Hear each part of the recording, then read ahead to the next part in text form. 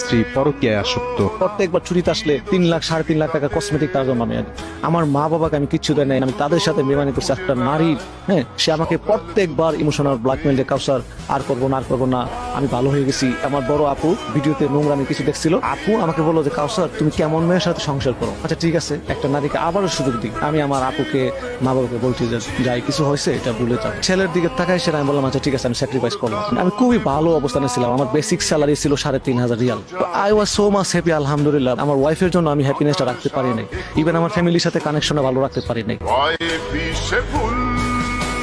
আমার বাসায় 2জন এসআই স্যাররা আসছে, আমাকে বললো যে আপনার রুমটা আমরা একটু তদন্ত করবো। আমার ওয়াইফ ছিল, আমি ছিলাম, আমার সন্তানটা ছিল। ওরা চেক করার পরে কিছু পায় না, লাস্টে ওয়াইফে বলতেছে যে ব্যাগের মধ্যে আবার ট্যাবলেট পাইছে 14 পিস। তাই বললাম যে রোমা হোয়াট ইজ দিস, আমি স্মোক পর্যন্ত করি না, আমি একটা ছেলে। পরে আমার ছেলে বলছে যে হ্যাঁ আমার আম্মু প্যাকেট আনছিল, আমার আব্বুর ব্যাগে ঢুকাইছে, সেটা আমি